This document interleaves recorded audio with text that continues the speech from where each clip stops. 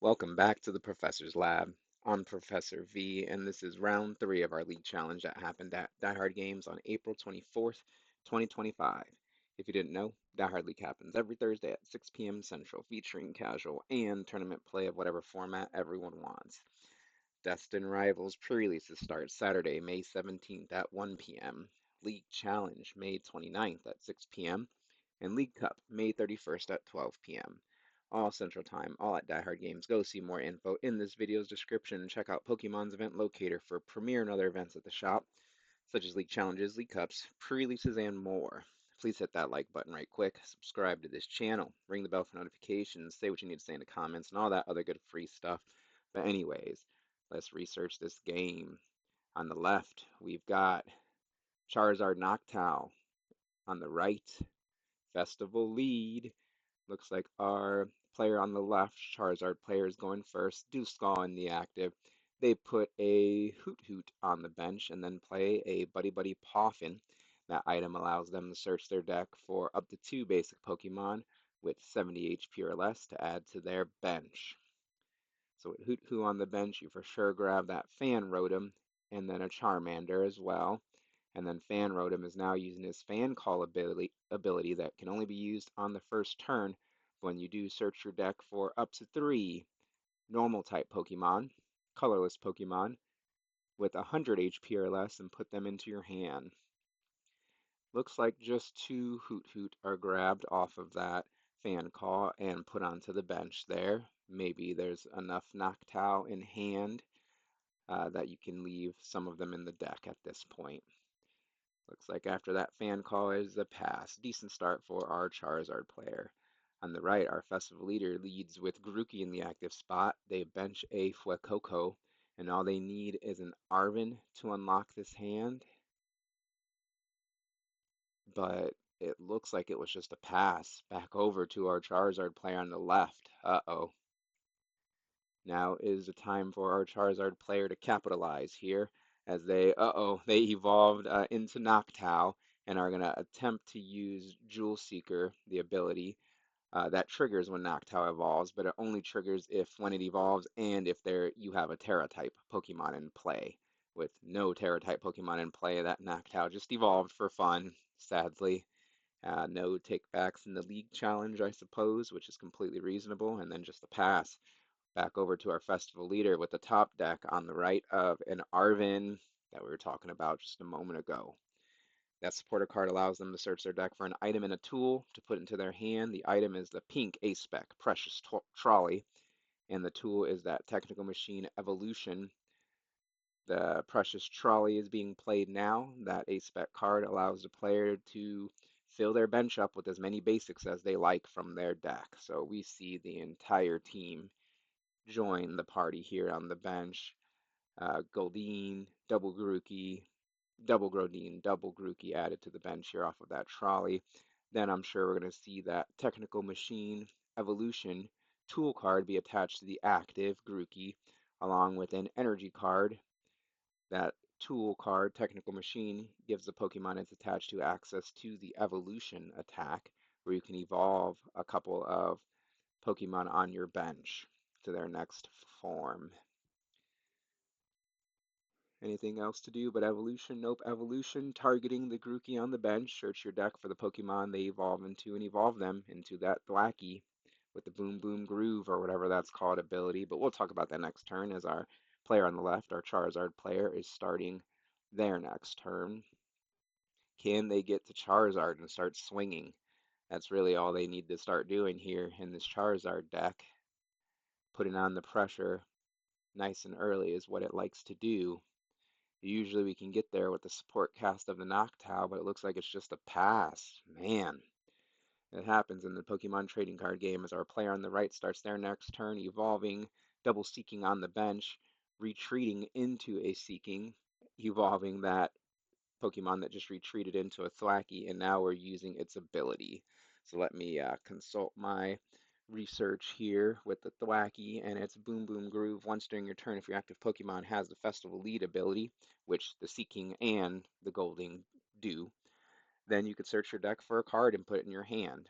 You could do that times three since you have three of them in play, and let's see the combos happen here. Their players doing the first Boom Boom Groove with the Thwacky on the bench to search their deck for any card to add to their hand. They definitely can get a KO here, so they just have to set themselves up to the best position. Maybe looking for a boss if all the other pieces are in hand to target the Charmander, but they're actually going to go for an Arven with that Boom Boom Groove, then play the Arven to find a Earthen Vessel and a Vitality Band. Now the Earthen Vessel is being played, discarding a Black Belt's Training to search the deck for up to two basic energy cards to add to the hand. Double Fire added to the hand here. Now we're seeing a second Boom Boom Groove and a third one to grab two more cards from the deck, whatever is needed for this combo. We've got the energy, the supporter was already played, so we're not going to see a boss's orders or a gust or anything like that. Uh, I'm not as familiar with this festival lead deck as I'd like to be, but that's why I'm here researching it in the professor's lab. All of us together are going to learn today as the couple of cards were grabbed, the perfect cards off of the last two Boom Boom Groove. Let's see what our player has in store for us next. Attaching energy to the active, seeking, powering up its attack. Rare Candy allows the Fuecoco on the bench to evolve straight into that Skeledirge.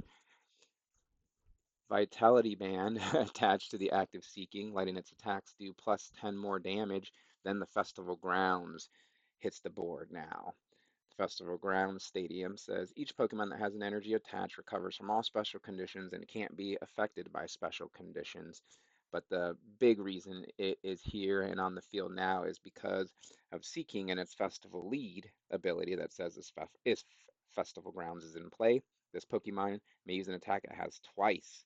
If the first attack knocks out your opponent's active Pokemon, you may attack again after your opponent chooses a new active Pokemon.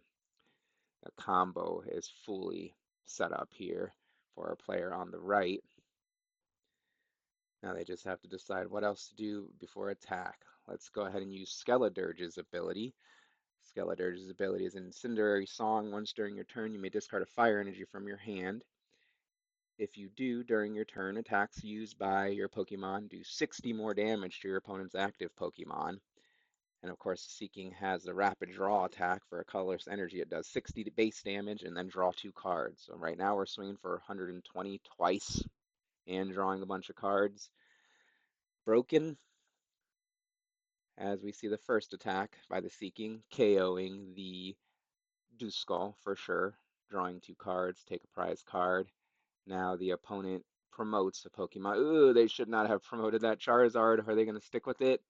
You definitely put up a Hoot Hoot or a Fan Rotom there, not your lone Charizard. Oh no. And then the Seeking attacks twice with its Festival Lead attack. Since the stadium is in play, a Festival Grounds, it can attack twice.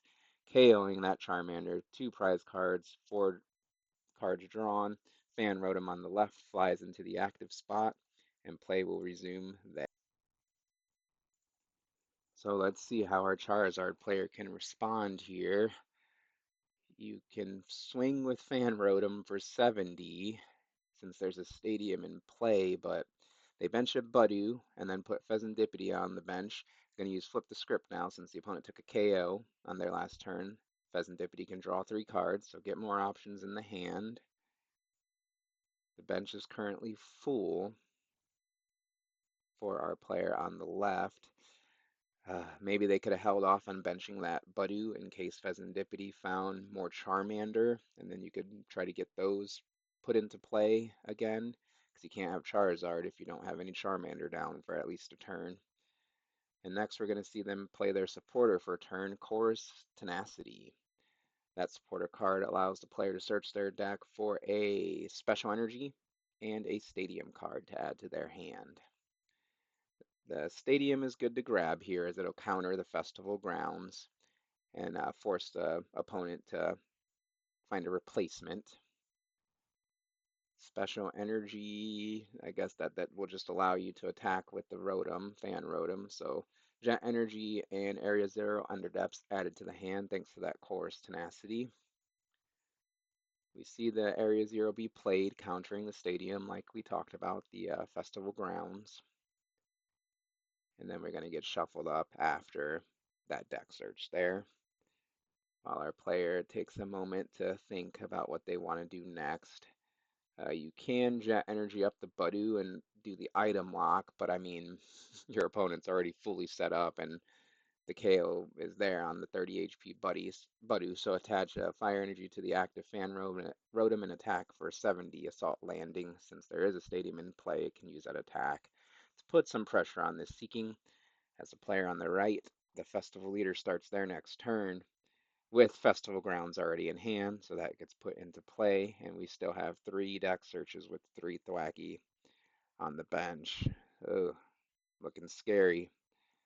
As energy retrieval is played now to get back from the discard pile 2 fire energy and add those to the hand.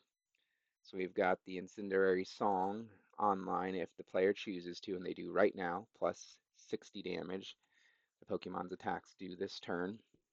And now we're seeing a Boom Boom Groove number 1. Since it's live with the Festival Leader in the active, cherry picking a card out of the deck and adding it to the hand. Boom Boom Groove number 2, finding another card, and might as well find the third with the third Blackie ability here.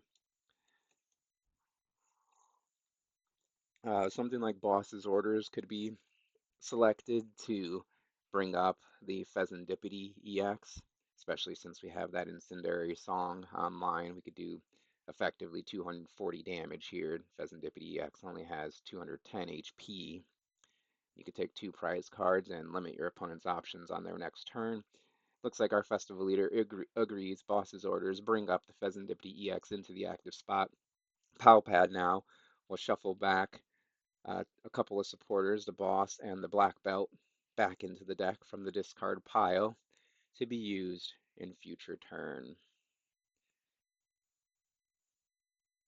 Whenever I'm watching this deck be played, I wonder how many cards are already in hand, how many were selected, what was selected with the Boom Boom Groove, etc. It's kind of hard for me to track it all, but I'm enjoying this high quality Pokemon play here as the Seeking attacks twice with its Rapid Draw attack, I believe. Drawing 4 cards and KOing the opponent's Pheasantipity EX for 2 more prize cards here in this endgame as Budu on the left with Free Retreat moves into the active spot and play resumes over on its side. They finally get down that Terrapagos EX Terra-type Pokemon and evolve into Noctowl. Now the Jewel Seeker ability triggers, allowing the player, since there's a Terra-type Pokemon in play and the Noctowl evolved with that ability, to search their deck for 2 trainer cards to add to the hand. You'd like to attack with, let's see, I guess if you attack with Fan Rotom, you do pick up the KO on the Seeking. So they're going to search for Rare Candy as one of their trainer cards, and an Area Zero Underdepths to add to hand, countering that Festival Grounds. The Stadium War is real, but you can't feel too good with your opponent having the triple Thwacky in play. They're going to just search that replacement stadium, Festival Grounds, back out with Boom Boom Groove if they don't have it already in hand. So the Charizard player on the left plays a Buddy Buddy Poffin again, searching out a couple of Charmander to add to the bench. The bench size is now, of course, increased to 8 since the Area Zero Underdepths is in play for any player that has a Terra Pokemon in play. Remember, Terrapagos is, so those 2 Charmander hit the bench, and we're going to fill it all up here with this Nest Ball being played, allowing the player to search the deck for a basic Duskull to add to the bench.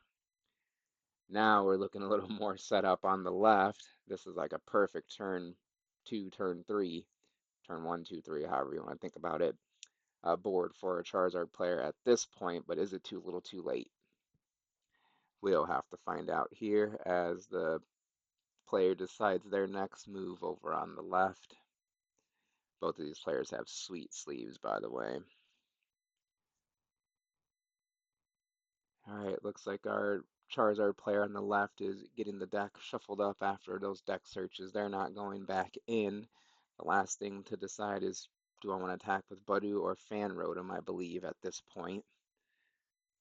Yeah, 110 HP the Seeking has, so the Fan Rotom would clean up the KO on it, and you force the opponent to find the remaining pieces. But ugh, like I said, they already have the three Thwacky in play that could search for anything that's needed. So just going to item lock Itchy Pollen for 10 damage, and then the opponent can't play any item cards on their next turn. As our Festival Leader starts out with a Boom Boom Groove with the requisite ability in the active spot, searching out any card from the deck, and it's that boss's orders again, instantly being played, and bringing up the Terapagos EX that's worth two prize cards. And yeah, this is game here with the Incendiary Song being activated, discarding a fire energy draw, or sorry, your Pokemon do 60 more damage during this turn. And remember, they're doing effectively now, I guess we did need the Festival Grounds as well in play to attack twice to effectively do 240 damage to this Tropicos that only has 230 HP remaining, and the Festival Leader will take down this round. What do you think of this video and the commentary? Please leave feedback in the comments. Like this video, subscribe to this channel. Thank you for watching. Thank you to our players for letting their game be captured so we can all learn and enjoy. And I'll see you next time in the Professor's Lab.